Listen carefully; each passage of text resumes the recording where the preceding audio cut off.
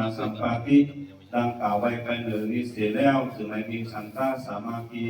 แต่งตั้งพระภิกษุสามแท่งสายาขันติโกอายุ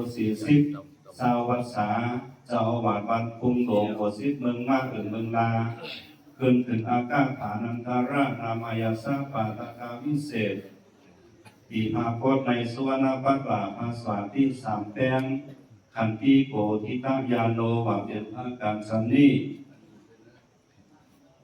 ฉันนั่นตั้งแต่กาลบัดนี้สืบไปนาขอสุนในวุฒิจำเริญในธรรมศาสนาแห่งพระสัมมาสัมพุทธเจ้าได้รับภาระหน้าที่อบรมสั่งสอนพระภิกษุสามเณรได้ปองเหนียวศรัทธาคือจอบตามข้องธรรมพระพุทธเจ้าขอถึงอุตสาหปรับแต่งศาสนากิจคือว่าอุ้มรักษาวรพุทธศาสนาตราบต่อเต้าพาปังภาวาสาคาได้เถอหมอกไว้เมื่อปีรับใส่1,387ตัวเดือน6 คืน15 ค่ำวันที่2 4 เดือน2026ฐานะที่จุนุมพาสังฆาการสานาโยสมณศักดิ์ปัตภาถาลงจอมค่ำตุเรนากาณาเติมที่เศษไม้สีเมืองไทยก็บังออกเป็นเมืองล้าลงจื่อสมเด็จเสด็จพระอัครราชาอาญาธรรมพระเจ้าเขมาจารี